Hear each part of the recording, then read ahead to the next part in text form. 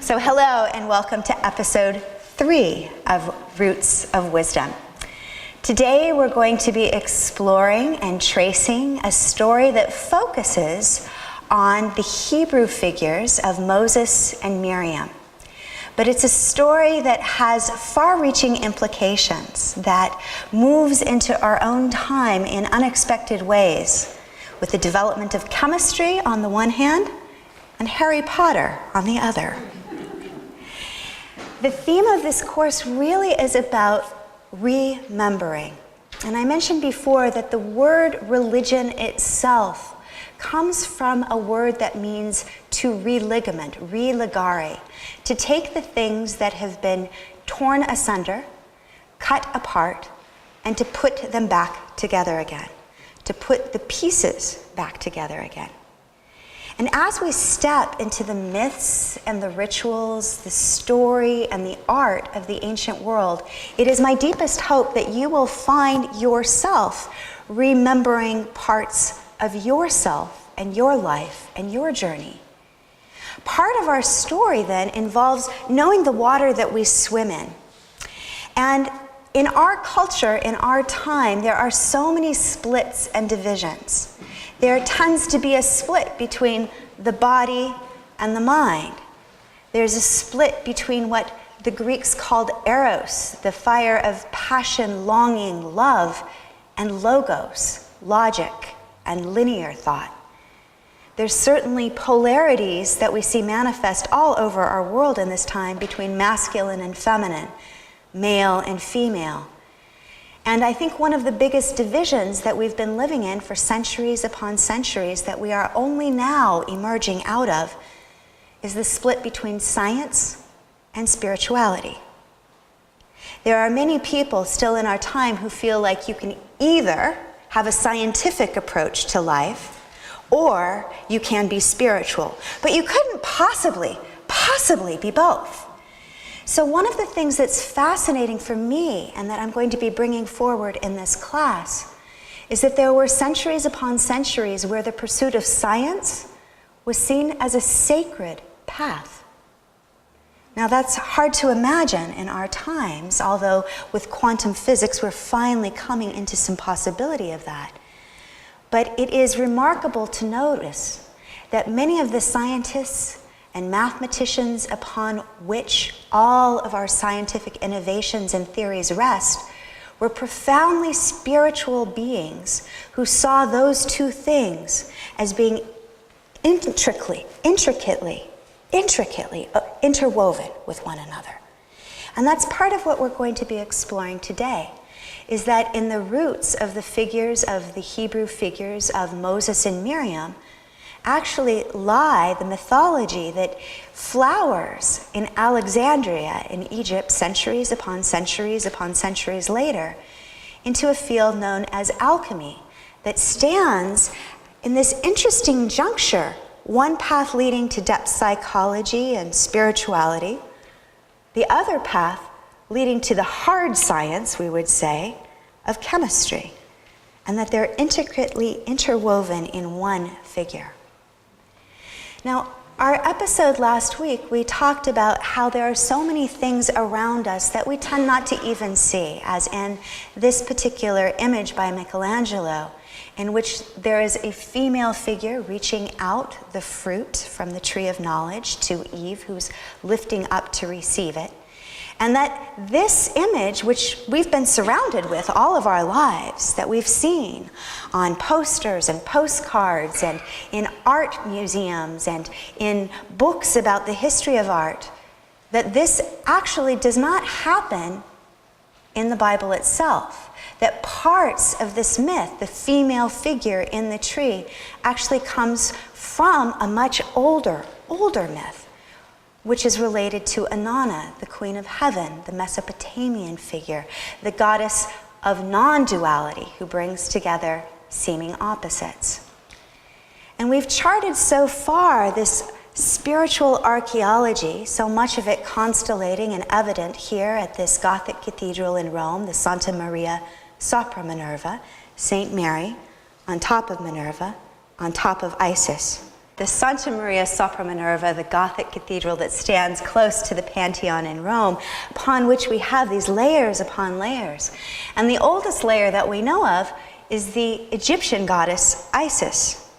And we saw last week how her themes and her threads, the story of Isis remembering and creating the divine child Horus, is connected to this story of her turning herself into a bird, a winged bird. And we see then in this slide the image of the bird here that's associated with the birth from Isis of Horus. And then the image that we see on the left over here by Fra Angelico of the Annunciation scene, where we see the same patterning as the angel Gabriel arrives to announce the birth of this divine child to Mary. So these threads that we see, Carl Jung talks about these threads as coming from what he calls the collective unconscious, the great storehouse of images, the repository of myths that is almost like the DNA of our imagination. And that we see these same themes, these same images bubbling up across the centuries in wildly diverse cultures. So one of these threads that we see layered, Isis and Mary, is what we explored last week. We also talked then about the surprising elements that one can find in the writings of the great doctor of the church, St. Augustine, in which he actually makes deep and profound reference to earlier elements of so-called pagan cultures in our first episode with the Sibyls. Last week, the fact that his very autobiography, The Confessions, is partly based on the only surviving novel of the Roman Empire, the story that's known as the Golden Ass. And in Benedictine monasteries like this one, San Pietro in Valais, which is not far from the place that Saint Benedict himself was born, we find all of these surprising references to pre-Christian culture.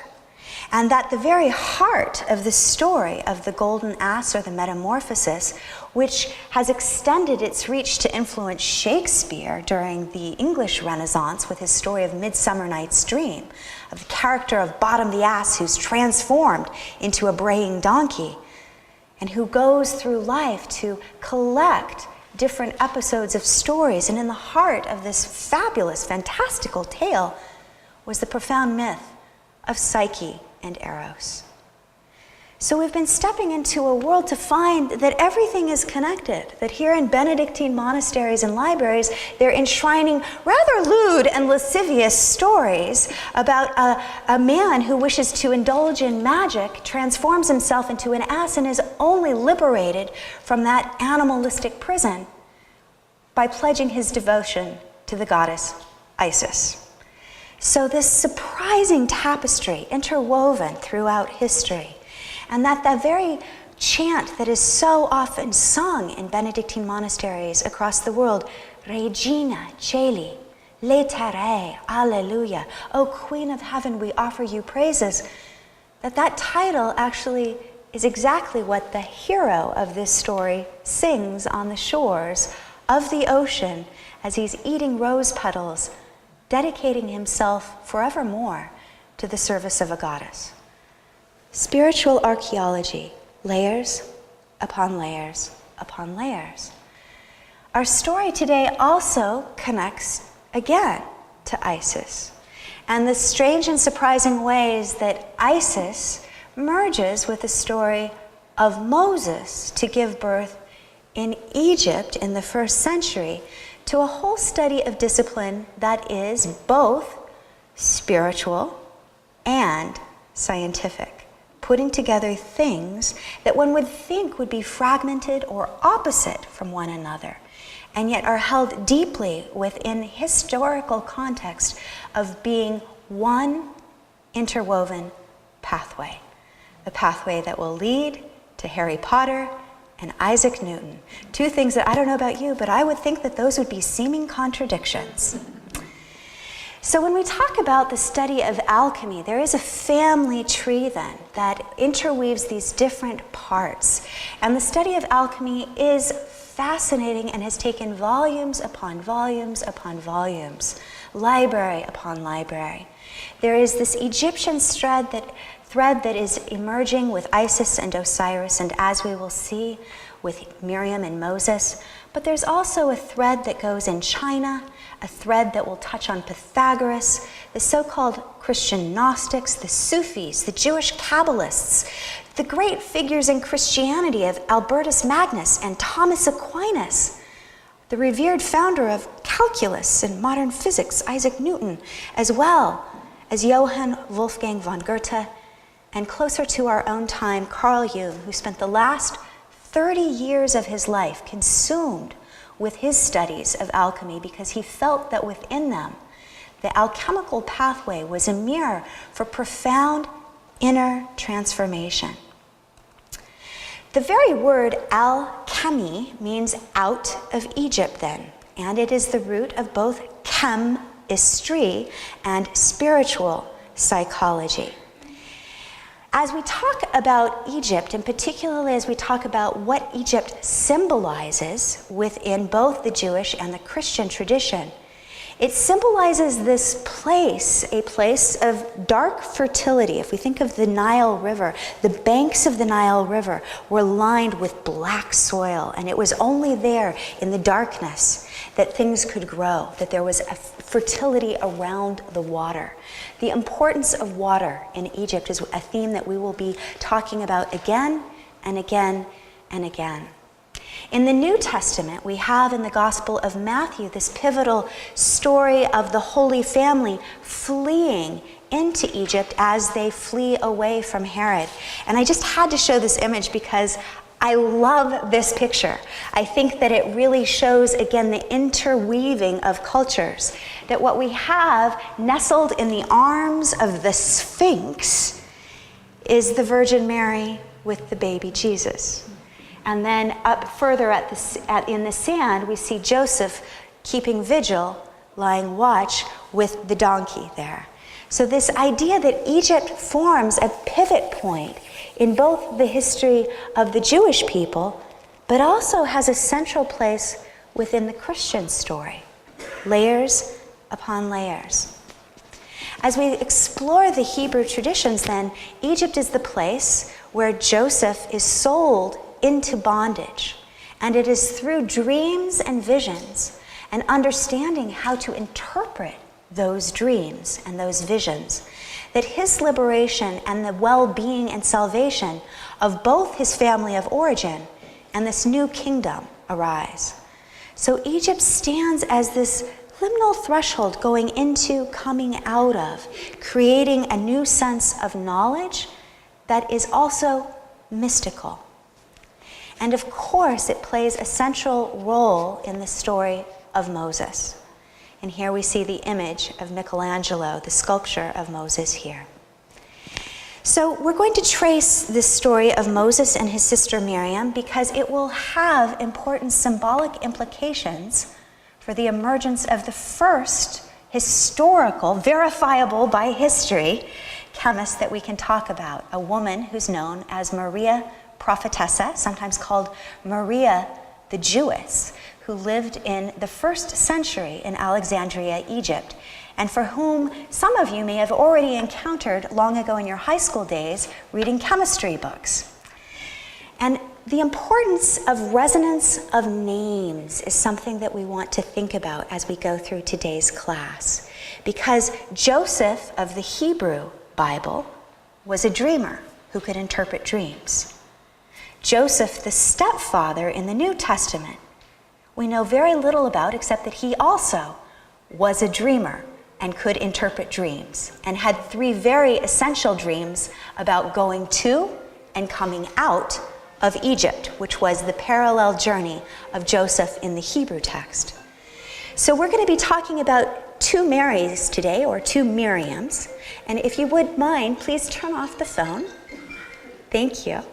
So 2 Miriams, Miriam of the Hebrew Bible and Miriam, the historical figure in Alexandria, Egypt. And we're going to see that their symbols also weave together, particularly the symbols of water and the symbol of the color white, Pay attention to those two things.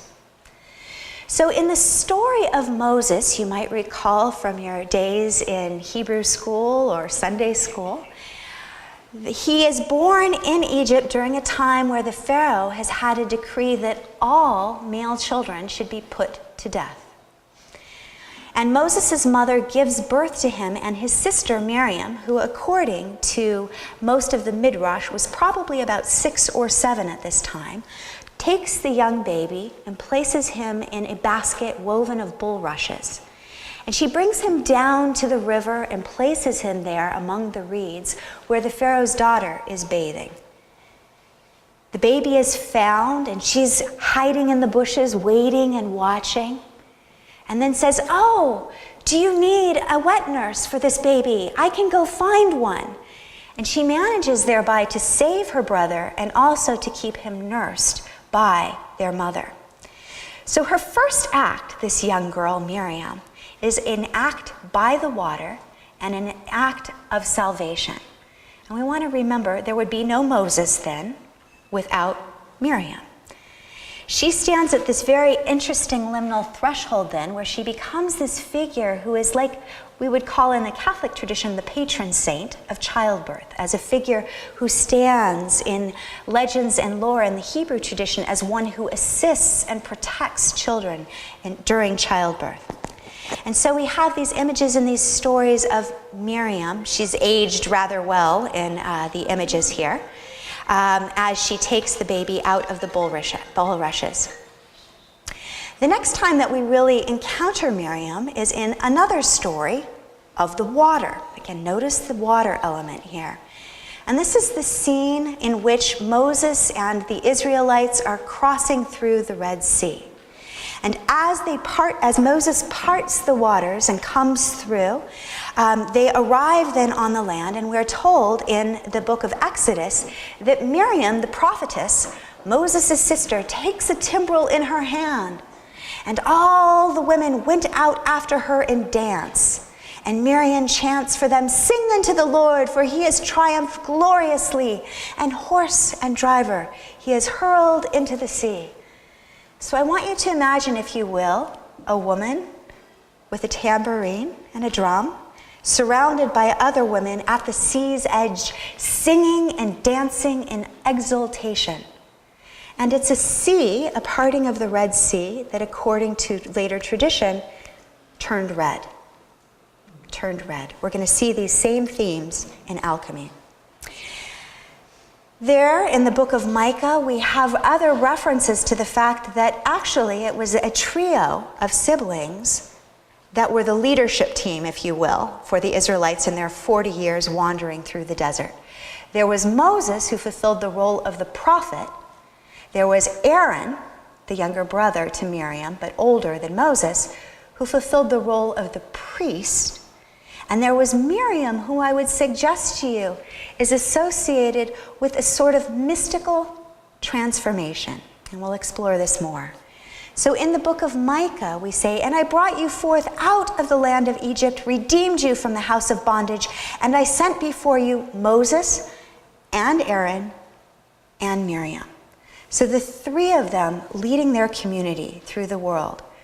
And we are very familiar with Moses, most of us, many of us through Charles Heston, with the image of parting of the Red Sea and going up and receiving the 10 Commandments. We have those vivid images, thanks to Cecil B. DeMille, inscribed on our brains. But far less vivid, I think, is the role of Miriam. And I think most people, raise your hand if Miriam is a really shadowy, unknown figure for you. Most of you have no knowledge of her. She's been another one of those important women who've been sort of pushed to the margins, cut out of the picture in much of our teaching, even though she's foundational in the early text. Now, a couple of interesting things about how this story has gotten interpreted and misinterpreted throughout the centuries. Moses, after he goes up to the mountaintop and has his encounter with the Holy One, was said to have become illuminated, so much so that his face glowed, and for the rest of his days he actually had to wear a veil, because to look at him was to be dazzled by too much of a bright light. Well, when that got translated, by the Christians in later centuries, it was a very bad translation that happened. And instead of being lit up with internal fire, the translation came that he emerged from that holy mountain with horns. The word Keran got mistranslated. So you'll notice if you look at this image of Moses by Michelangelo, it looks a little rather peculiar, does it not? And in image upon image across the centuries, particularly in the Renaissance, this mistranslation persisted. So we have poor Moses as the horned one rather than Moses as the illuminated one. What a difference a letter or two makes in translating, right? But as for Miriam then, the story is that the role that she played during their sojourn in the wilderness was that once again she was associated with water. As they went through the desert lands then, she would carry something that was known as Miriam's well. And when they would arrive in the place for camping, she would plant it, and out of it would pour 12 living streams of waters, one for each of the 12 tribes of Israel, according to legend. So this is from the site of Dura Europa, the Miriam's well, again associated with water. So we have the dancing at the ocean of the Red Sea, this image by Marc Chagall with her tambourines. And we have the element of water coming again with this well that nourishes and sustains the community. Then that will take us into another story that we find in the book of Numbers. In this story, Moses is confronted by Miriam and his brother Aaron because he is married outside of the tribe. He has married a woman who's referred to as a Cushite woman, a woman perhaps from Ethiopia. And Miriam and Aaron object to this, that he has gone outside of the community for marriage, and they complain. And God is not happy with this, and he decides that he is going to teach them a lesson, that they need to bow before Moses as the ultimate authority, that while he is the younger, he is the prophet, and so it is the prophet who takes precedence rather than the priest within this culture. And so as a punishment for her complaining to Moses, God turns her white with leprosy. And she maintains this condition for 7 days before being purified and cleansed, again through water. But she is restored to her state of blessedness, so much so that at the end of her lifetime, it's said that rather than die like most human beings do, and I think that this is such a sweet image, that she was so beloved of God for all of her years of devotion, that at her death, God came to her and took her in his arms and gave her the kiss of death. Isn't that beautiful? Can you imagine God taking you in arms and giving you the kiss of death? And that because she was so beloved of this, that her body was incorruptible, and so none of the worms would dare touch her. And her body stayed in this state of inviolate, pristine quality because she had been so beloved. I'm going to call your attention to how she's depicted here because she's cloaked in red and white. Those two colors within the Jewish tradition signify together the masculine and the feminine and the coming together of those two. And this is a theme that we're going to see over and over again. So I want you to notice that in the Hebrew stories, we've already had those two colors. Miriam dancing at the Red Sea, Miriam turning white with leprosy. Those two colors are already present, shimmering for us to pay attention to. The idea of Miriam's well, then, as being this magical fountain of sustenance is a theme that weaves its way through much of the esoteric lore of Judaism, then.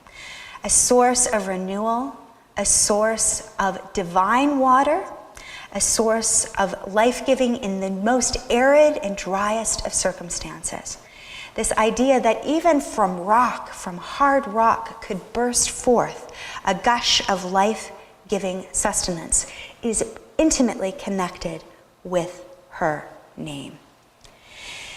Now, within the Jewish tradition then, this idea of transformation and liberation, which is what we would say the whole story of Exodus is, of moving out from Egypt into the wilderness, finding eventually a state of homecoming and freedom and liberation from bondage, is intimately connected not just to Moses, but also to Miriam. And within this tradition then arose something that is known as the Soror Mystica, or the mystic sister. And it is a tradition that says for true transformation to happen, there has to be a joining of the masculine and the feminine. There needs to be side by side a partnership, a mystic sister in what is known as the great work, or the opus magnum.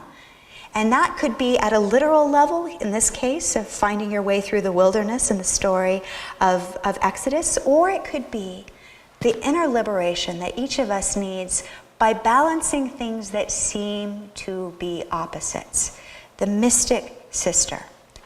And that's going to take us then to Alexandria in Egypt. So imagine now we're fast forwarding hundreds of years. And here we have two other names then that emerge, and we're going to explore both the vein of history and the vein of myth.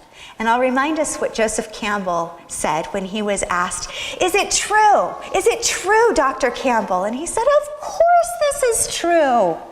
And some of it might have even happened." So teasing out which part is history and which part is myth is something that I'm going to suggest nobody can do definitively. And I'm just going to invite your imagination to play with this. There are a few things that I'll be able to point to and say, we have a historical record in the 4th century, or it was said that in the 1st century such and such happened. But I'm just going to let you play in the field of your imagination and see what gets stimulated in you. If we go to the 1st century of Alexandria, the 1st through 3rd centuries in Alexandria, Egypt, we have one of the most extraordinary civilizations that has ever been. The very city was named after Alexander the Great, who went to conquer the world. And here in this city that was named for him, he wanted to gather the greatest learning that was available from all the cultural crossroads. And so Alexandria became this fascinating nexus point, extraordinary. On the one hand, it was a repository of Greco-Roman learning. It was a place where the Platonic school flourished and thrived, where there were schools of Aristotle, where there were the Neo-Pythagoreans, and we'll explore that in a later episode.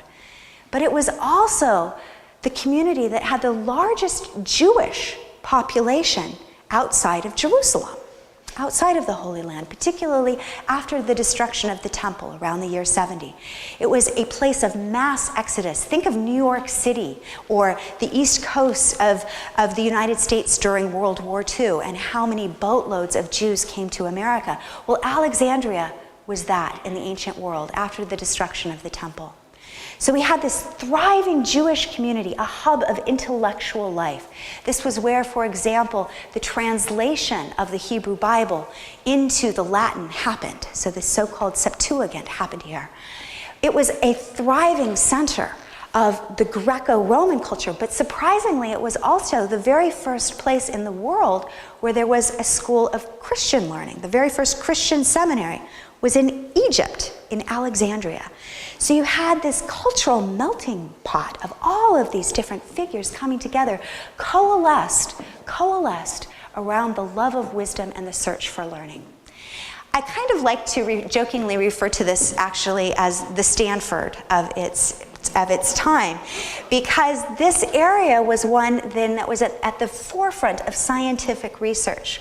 One of the marvels of the Western world was the so-called Lighthouse of Alexandria that was known as one of the 7 wonders of the world. There was also the largest library in the entire world. And in this unique culture that flourished there, there was a spirit of syncretism, of welcome, of let's try to make room for everything for a while. And for a while, that was exactly what happened. There was this place that was known as the Serapeum. And to this day, it's hard to imagine that we could have one institution that was simultaneously the greatest research scientific laboratory of the world, the greatest philosophical center of the world, and one of the largest temples of the world for ritual and religious observance, all woven together in this one thing called the Serapeum. The name actually comes from Serapis, who was himself a composite god, as there was the Greco-Roman tradition and the Egyptian tradition, and they were trying to put it together. Like, how can we make a god that everybody can get along with? Seems to have been their question. And their answer was Serapis. So Serapis actually has the is part is from Osiris. And they put it together. So it was a composite god that had many of the same elements of the myths that we talked about last week, about being dismembered and then being remembered by Isis. So here was this great institution of learning. And according to many of the stories and traditions then, that one of the figures that emerges as a teacher of wisdom, whose writings and whose teachings were passed down in the Serapeum, was a Jewish woman. And her name is Maria, sometimes called Maria Prophetessa. Now, she was absolutely devout as a Jewish woman to keeping the ritual observances of her culture. And she was fascinated by trying to find within nature and within science images that reflected her Jewish faith and tradition, particularly the stories in Genesis. It was as if saying, how can I see evidence of this myth, this story, this foundational religion? How can I see it in the natural world? How can I see the words that are written here in my most holy texts, in my Torah? How can I see that evidenced in the world around me, in nature, in plants, in rocks, in elements? This was her great quest. And as she sought to find this, then, this connection to Moses was a very important theme and thread. Moses, by this time, we see this image of the sometimes known as the caduceus in the Greco-Roman culture, a symbol of iconic healing, the staff upon which serpents intertwine. And this idea of the intertwining of elements, finding the power that's within them, is at part of its heart what her quest was as what we would call a chemist. She was keeping alive the ancient Greek tradition that the world is comprised of opposites, of things that seem to be separate, but when we bring the things that seem to be separate and opposite together, that is the birth of healing and wholeness and transfiguration and transformation. And she in particular wanted to see how this was possible to do on a physical material level. One of her so-called axioms of Maria, her students would quote these sayings that she had, and one was, the one becomes two, the two becomes three, and out of the third comes the one as the fourth. That we go from singularity to division to multiplicity. But if we can find the place where all of those things that seem to be fragmented become one again, then she says that is where the whole world comes from. Now, in her scientific studies, she was working then with elements. And the elements and the ways that she was trying to create something that would bind together seeming opposites. And so some of her technical inventions that we still have to this day were used in chemistry, and for many of us, we are familiar with them from cooking. So the bain-marie, the French word for water bath, was her invention way back in the 1st century. So it still bears her name, this bath of Mary, where she would very slowly and very gently warm things in such a way that they would come together and coagulate, to bring and bind together things in a very gentle way, was part of her teaching. And part of what she was relating to as she was working with physical substances were the texts from Genesis. She saw everything as having within it symbolic elements to it. There was no such thing as inert matter in her view. Everything in the world around you was suffused and saturated with spiritual elements to it. So every element in the world, when she read in Genesis, God created man in his own image, male and female, he created them. Her perspective was that everything in the entire universe had either a male or a female element to it. Now we have this in certain languages. We don't have it in English, but certainly in French or German, everything has a gender to it, right? You say la table, and that's feminine, or le lit, and that's masculine. So there's gender implied in language. She saw gender in every element. And what she was looking for in her chemistry observations, I wish somebody had taught chemistry this way to me, I would have been much more interested as a youth, was that elements are yearning and longing for each other. It was actually this Platonic myth that some of you may be familiar with it. In the beginning, everything was created of two parts, and it was cut asunder. This is the origin of the idea of soulmates, that you're looking around the world, where's my lost half? Oh, there you are. And that when you find it, you have that sense of healing, wholeness, and completion. Well, she took that to the level of chemistry, that all of these different chemical elements were yearning to find a way for union. And that if you found a way to gently hold them together, to nurture them in a water bath, that you could bring them together, or if you could create almost like a womb-like element, an alembic, where you would put together in a sealed, hermetically sealed environment, something that was protective and nurturing, and bring together the opposites, that the elements would fall in love with each other. And the elements would fall in love, and when they fell in love, they would merge, and out of that merging, the two would become one, and the third would be born, and then you would have something new and glorious, another divine birth. Don't you wish chemistry had been taught that way? This idea that elements, that the world is saturated with longing, that the world, everything, everywhere is infused with eros, just yearning to find its deepest expression in merging and completion. Oh my goodness, they really need to rewrite the chemistry books with her writings, because this was the way that she taught. So she brought together this philosophy that each of us is yearning to have union.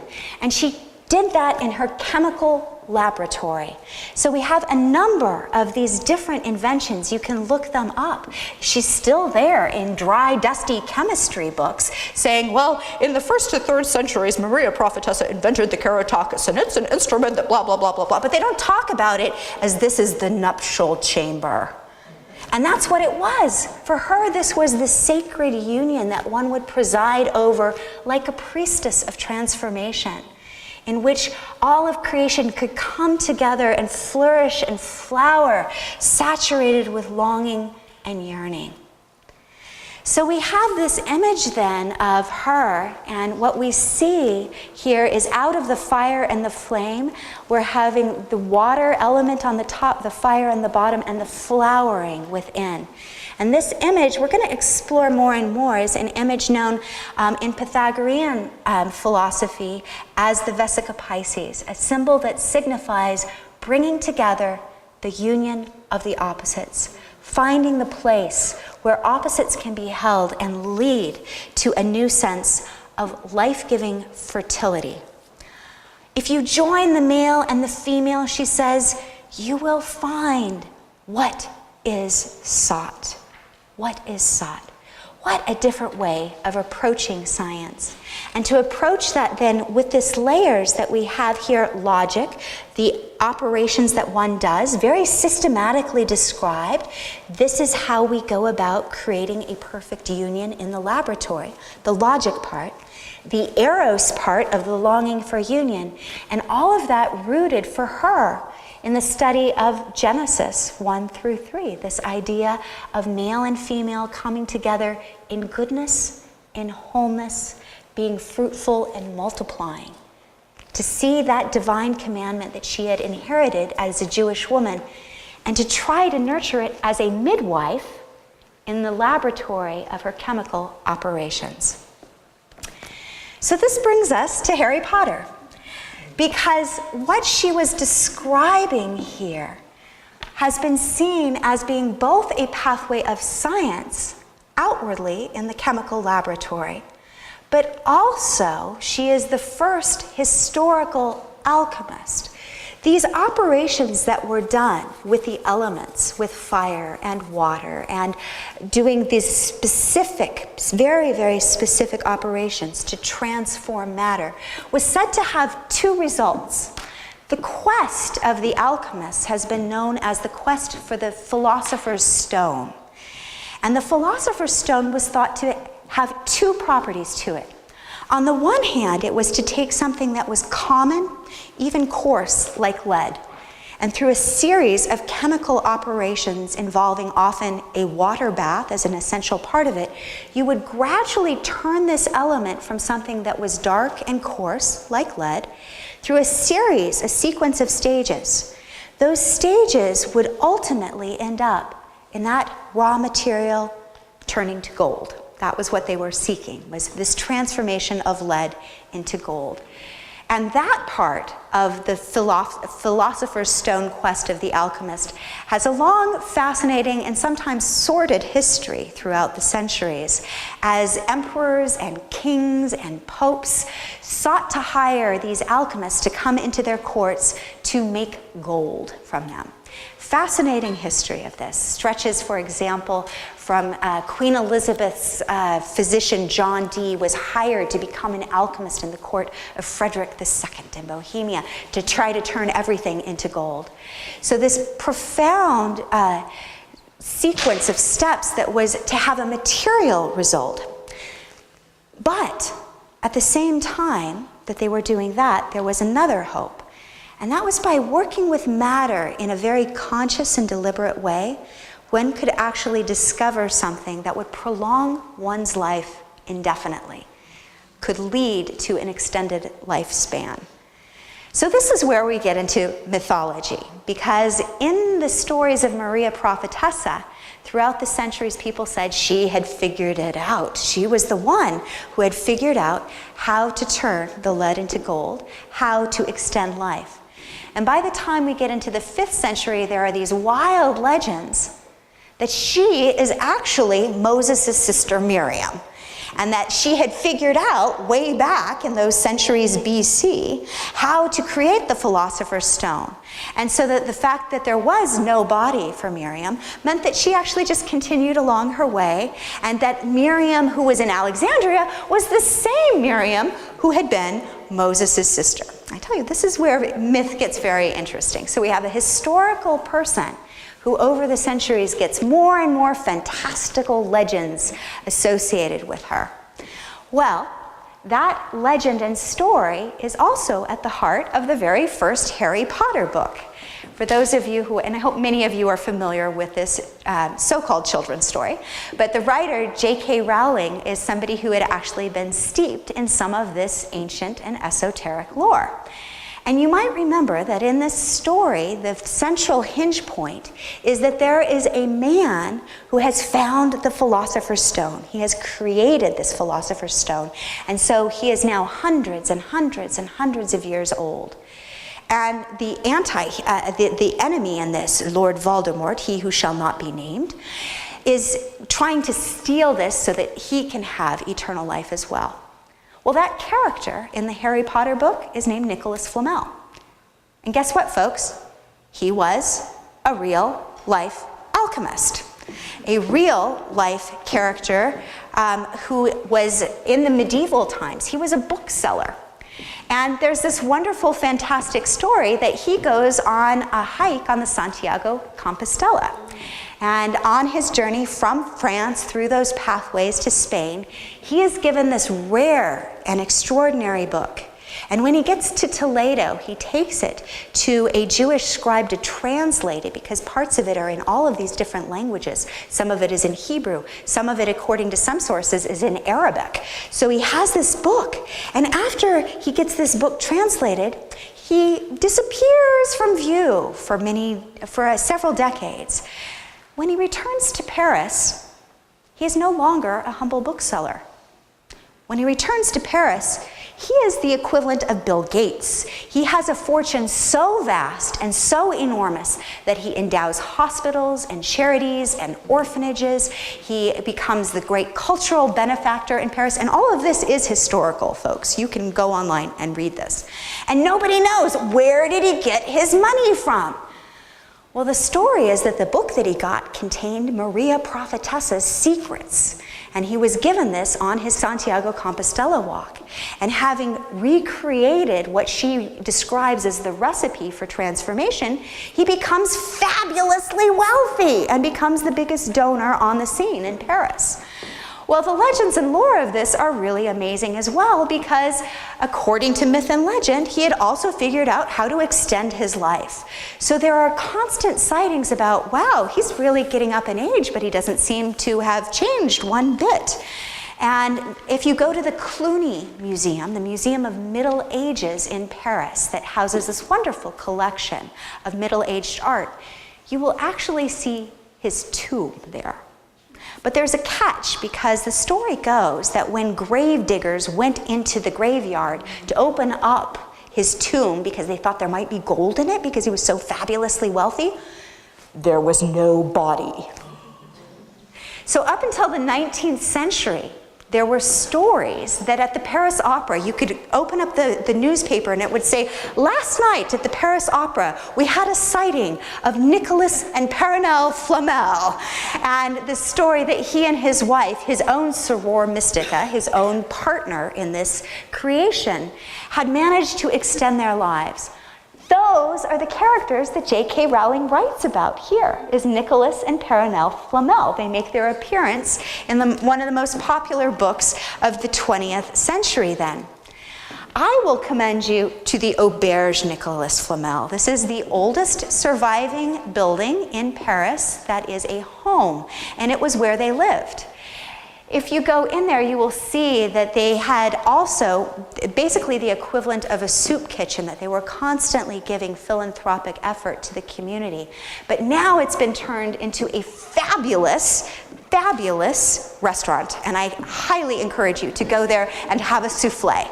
It's, I can't speak to the life-giving, extending properties of the cuisine, but I can tell you that it will certainly enhance your life to have a meal there.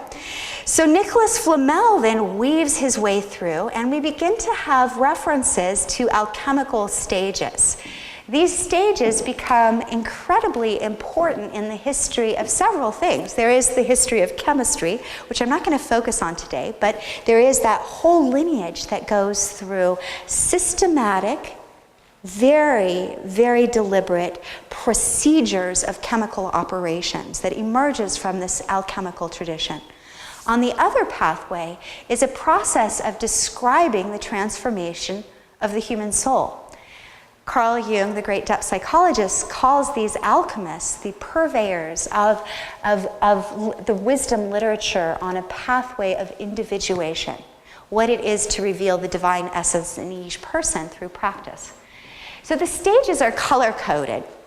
And again, these go back in many ways to Maria Prophetessa. That first stage is known as the nigredo, or the blackening.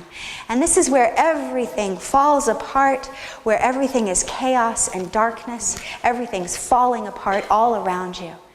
The second stage is the hardest, is to get out of that sense of blackness and chaos into a place of purification, of emotional catharsis. And this is symbolized by the color white. To turn the stone white is to begin the great work of transformation by purifying the emotions. It is associated with the moon and with the feminine. The third stage in the alchemical operations is known as citronitis, and this is the color yellow. It signifies a new sense of awareness, a dawning enlightenment. The symbol is the sun, and it is the masculine. And finally, to bring things together, this is what Maria Prophetessa sought, is to take the male and the female, to join them together spiritually, within our own beings, to have the masculine and the feminine, to awaken to a new way of being, and that this would create something where heaven and earth were in fact united. This tradition of alchemy then extends from the Middle Ages through the Renaissance. This is a Renaissance image of something called splendor solis, in which you see in that vial there a crown signifying majesty. And inside there are these serpent-like figures with the different colored heads, black, white, and red, and the gold body of the serpent, creating a sense of new vitality. This alchemical tradition stretches forth in ways that are surprising in artistic traditions. One is that Mozart's last opera, The Magic Flute, is saturated with alchemy. People that were involved with Mozart in the so-called Masonic lodges had taught him these esoteric pathways that he weaves in symbolically into this opera. And it's present as well in the movie The Wizard of Oz. If you think about Dorothy's journey, going from the black and white world in the very beginning, and then setting foot in a way where she sees the white bubble come down with Glinda the Good, and then setting foot on the yellow brick road, and finally finding her way to healing and homecoming with the help of her ruby red shoes. There's a whole hidden teaching within that story that will be explored in an upcoming day-long workshop on Beyond the Yellow Brick Road. If we look throughout the spiritual traditions, we're going to find some extraordinary figures who one would not imagine would dabble in this sort of thing at all. For example, Thomas Aquinas was said to have written a manuscript known as the Aurora Consurgens, which is mystical and alchemical. We find these images throughout the centuries, and one of the most extraordinary things for me that was a surprise is Newton, our father of calculus, our father of physics, wrote about 3 times more words about alchemy than he did about what we would label as hard science to this day. For him, those two pursuits were the very same thing. The Renaissance image emphasizes this idea of the water of life, that we are each seeking to find somehow the place where we are united, head and heart, masculine and feminine, heaven and earth brought together. So these images that evoke Miriam's well, this fountain gushing forth of life-giving, nourishing, sustenance that bring together the opposites of sun and moon, red and white, masculine and feminine, that reveal the naked truth of our essence, that bind together the things that are seeming opposites, eventually cloaking our soul with majesty and our spirit with wings, is part of this tradition then that stretches all the way back to our very first historical chemist. A woman who was reputed to even have been the sister of Moses wandering through the wilderness. I invite you to consider in your own life, in your own heart, what yearns to find union. In the words of Maria Prophetessa, everything is searching to find its union with the opposite. And if we can, how in your life can you create the incubation so that you too can feel that sense of being kissed by the divine? Next week, we're going to dive deeply into the Greek and Roman traditions of Dionysus and Ariadne, the myths of Orpheus, and we will end our last segment talking about Pythagoras, a Greek mathematician who was also one of the world's great mystics. What would it be like in our world now if we didn't have these seeming opposites? Science on one side, spirituality on the other. Logos here, divorced from eros. But if we brought them all together, what might be possible for us and for our world? Thank you.